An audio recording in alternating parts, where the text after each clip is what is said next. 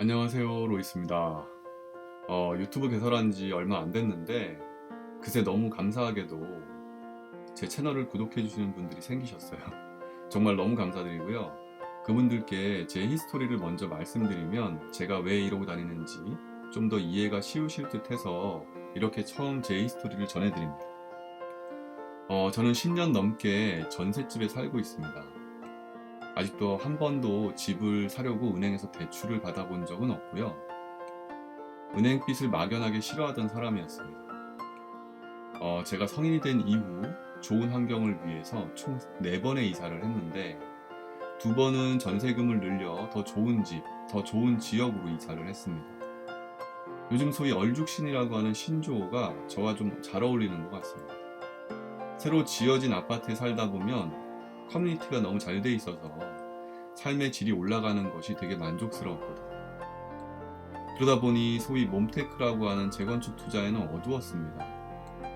그러다 이제는 내 수준에서 만족할 만한 아파트에 살고 있고 더 이상 이사를 안 해도 될 것 같은데 이제는 제 계획과 달리 집주인분의 사정으로 어쩔 수 없이 이사를 해야 하는 상황을 2번이나 경험하다 보니 그 이후 이사에 대한 불안감이 사라지지 않더라고요.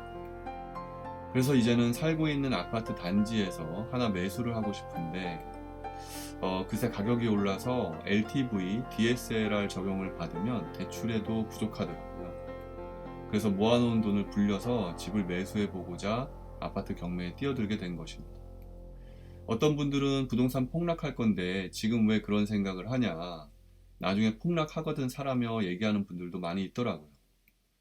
그래서 제가 제 과거를 돌아보며 고민을 좀 해봤습니다.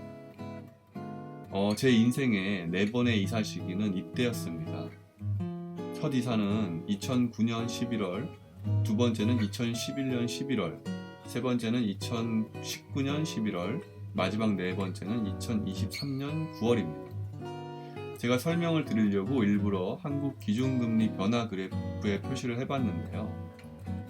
이때 여러분들은 어떤 시기를 보내고 계셨는지 모르겠는데 저는 부동산보다는 일하느라 정신이 없었던 시기였습니다. 첫 이사는 리먼 사태, 2008년 리먼 사태 1년 후 미국이 양적 완화를 시행하던 2009년 11월쯤에 이때 미국 금리는 제로 금리로 경제적 불안감이 최고치였던 기억이 납니다.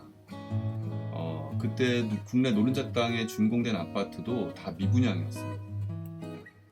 지금 이름만 들어도 아는 여러분들이 잘 알고 계시는 반포의 레미안 퍼스티지 그리고 반포 자이 이 모두 미분양이었습니다. 그때가 그런 시기였고요. 그런 상황에서 이때 집을 사야겠다라는 생각은 전혀 하지 못했습니다. 두 번째 이사는 미국은 여전히 제로금리로 양적 완화 중인데 한국은 그나마 빠른 회복으로 출구 전략의 정점을 찍었던 2011년 11월 금리가 제일 높았던 그 당시에 그때 금리가 올라서 저금리 때 집을 사서 이자로 고생하는 사람들이 꽤 많았었고요. 그 사람들을 하우스푸어라고 부르던 시기였어요. 요즘 영끌족이라고 하죠. 그때 지인하고 휴가 가서 하우스푸어인 지인 친구 얘기 들으면서 나는 정말 집 안 사길 다행이다 라는 생각을 했고 전세로 사니 속편에 좋다 라는 생각을 하면서 안도했던 기억이 납니다. 그 이후에 유럽 재정위기 여파로 한국 경제도 타격이 커서 금리가 내려가기 시작합니다. 2011년 6월 이후로. 사실 이때 집을 샀어야 됐는데 일이 바빠서 사실 몇 번의 기회가 있었음에도 전혀 관심을 두지 못하고 그냥 날려버립니다. 그때 안 산 아파트 가격이 지금 3배로 올라 있어요. 2012년에서 2016년 사이에 이웃들이 하나둘 집을 사고 있었는데 그때는 체감을 못하고 돌이켜 생각해보면 많이 아쉽네요. 그런데 이 전세살이 기간 동안 아예 매수 생각이 없었던 것은 아닙니다. 한 집에서 오래 전세를 살다 보니까 집주인께서 제가 살던 집을 매물로 내놓으셨고 매수 의사가 있는 사람들이 가끔 집을 보러 올 때면 저는 곧 이사를 가야 할 수도 있겠구나 라는 생각이 들었습니다. 물론 거래가 잘 되지 않는 시기이기도 했고 집주인께서 가격을 좀 높게 내놓으시는 바람에 이사를 빨리 하지 않을 수 있겠다 생각을 했습니다만 불확실성이 계속되는 것이 꽤 스트레스를 주더라고요. 그렇게 고민을 하다가 2017년 여름에 드디어 결심을 하고 같은 아파트 다른 집을 열심히 보고 계약을 하기로 합니다. 많이 늦은 감은 없지 않았으나 다행히도 박근혜 정부 때 빚내서 집 사라 할 정도로 다들 집을 안 살 때라 가격이 많이 오르진 않은 상태였습니다. 2011년 여름 처음에 이제 이사를 올 때 그 시기와 비교하면 6년이 지났지만 아파트 가격은 약 20% 정도 상승한 상황이었습니다. 그때 계약 날짜 잡아놓고 계약금 준비에 여념이 없었는데 딱 그 전날, 계약 전날 제가 문재인 정부의 무서운 부동산 정책을 보게 됩니다. 뭐 불법으로 사려는 건 아니었으나 굳이 정부 정책을 거스르며 살 필요가 있나 싶기도 했고, 또 정부의 이런 의지면 부동산 가격이 안정화되지 않을까 라는 기대감을 가졌던 것도 사실입니다. 그래서 계약 전날 계약을 안 한다고 결정하고 전화를 합니다. 이때 전화를 안 하고 계약을 했더라면 지금 어떤 상황일지 참 궁금하네요. 전화기 속에 너무나 아쉬워하시던 중개사분의 목소리가 생생합니다. 정말 싸게 나온 매물인데 다시 한번 잘 생각해 보셔라 라면서 계속 설득을 하셨던 중개사분의 말소리가 생생합니다. 그럼 다들 아시다시피 이때부터 엄청난 부동산 폭등이 지속됐습니다. 그렇게 놓친 그 아파트가 현재는 제가 살려고 하는 가격의 2배가 넘게 올라와 버렸어요. 한동안 너무 짜증이 나서 부동산을 아예 보지도 않았어요.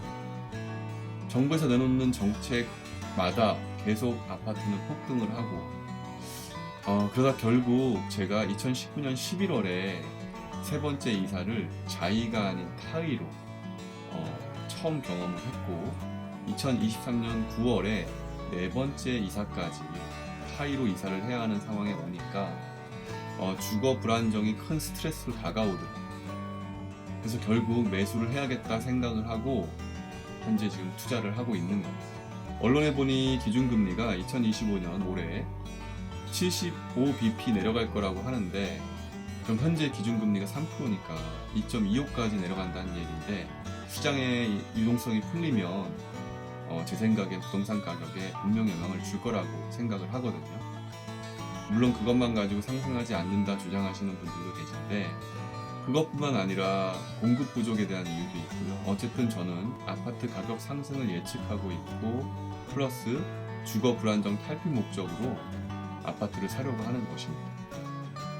부동산 가격이 상승기를 타기 전에 어떻게든 매수 자금을 만들고 싶은데, 아파트 경매를 좀 더 적극적으로 해보던가 아니면 아파트에서 다른 물건으로 타겟 변경을 해야 하나 지금 고민 중입니다. 비교적 경쟁이 적은 물건으로 생각 중인데, 잘 고민해보고 결정이 되면 제가 영상에 담아 공개해 보도록 하겠습니다. 저는 그냥 부동산 뉴스를 전하는 유튜버가 아니고 제 아파트를 매수하기 위한 매수 자금 마련을 위해 실제 제가 투자자로서 움직이는 거라, 구독해 주시고 제 영상을 계속 보시면 제가 그 시기에 맞는 투자를 진행하면서 투자 성공기든 실패기든 제 경험을 통해서 여러분들의 투자에 좀 도움이 될 수 있지 않을까 생각을 합니다. 제가 있는 그대로 진솔하게 공유를 할 테니까 잘 지켜봐 주시고요. 지금까지 주절주절 넋두리 비슷한 얘기 들어주셔서 너무 감사드리고, 새해 복 많이 받으시고 항상 성공적인 투자하시기 바라겠습니다. 그럼 다른 영상으로 인사드리겠습니다. 여러분 감사합니다.